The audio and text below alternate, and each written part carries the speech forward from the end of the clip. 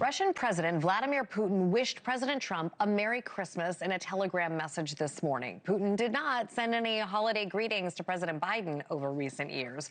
Despite the warm wishes for Trump, the Kremlin is slamming the Trump administration's actions against Venezuela and military buildup in the Caribbean, as U.S. officials make it clear that they plan to focus on squeezing the Maduro regime economically.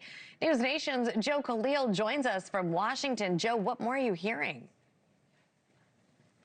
Well, Jessica, this is really significant because what we're hearing from a U.S. official is that there's a major shift in posture and in strategy coming from this White House on Venezuela. And that shift is moving away from the military pressure, which has really been what we've seen so far, to more of an economic pressure strategy. That plan, per one U.S. official, is to squeeze Venezuela's economy as much as possible by really putting its oil industry in jeopardy, a quarantine of its oil, as one official put it. Now, we've already known that the U.S. has seized 2 oil tankers coming out of Venezuela. These were not necessarily Venezuelan tankers, but it was Venezuelan oil.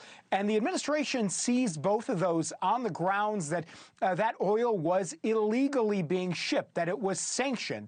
We know right now Venezuela's economy is propped up to the tune of something like 60% of all of its economic activity by its oil industry. So by squeezing that, what the U.S. does, or what the hope is anyway from the White House, is that they can then make the economic situation so untenable in Venezuela that it forces the Maduro government to come to the negotiating table, possibly even making concessions to the Trump administration on a whole range of different policy topics. At least that is what the expectation is right now from this White House.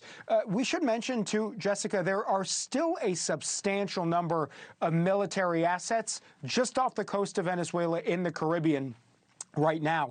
The fact that there may be a shift in strategy away from the military power still doesn't have the effect of bringing those things back, because right now you still have the USS Gerald R. Ford carrier group there. That is the largest carrier and strike group in the U.S. Navy, one of the largest fleets in the world. They've also got some 15,000 American personnel that are still there off the coast of Venezuela. So if there is, in fact, a shift away from this sort of military pressure, we haven't seen any of the actual assets come back yet. And maybe something we see in the days and weeks ahead. We're going to have to find out. But right now, if there is a 2-pronged strategy becoming a 1-pronged strategy, we're going to have to see what that looks like. 15,000 troops is a significant amount. So, Joe, are we getting any reaction to what's going on with Venezuela from the international community today?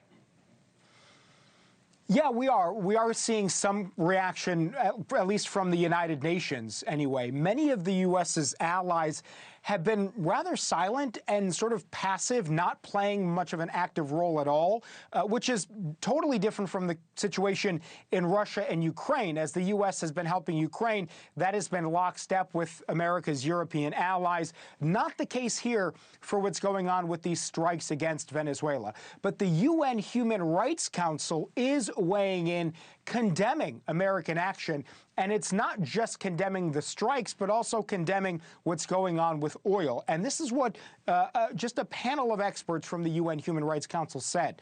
Quote, "It is such a serious use of force that it's also expressly recognized as illegal armed aggression under the General Assembly's 1974 definition of aggression. The illegal use of force and threats to use further force at sea and on land gravely endanger the human right to life and other rights in Venezuela and the region." So obviously, Jessica, not a ringing endorsement at all from the United Nations on what's going on just off the coast of Venezuela. But still, that isn't stopping the Trump administration from moving forward. That hasn't stopped them in the past from acting unilaterally at times when it comes to American foreign policy. Sure. Joe Khalil, thank you. Thank you for watching. Subscribe below and download our NewsNation app right now on your phone, and you will get fact-based, unbiased news for all Americans.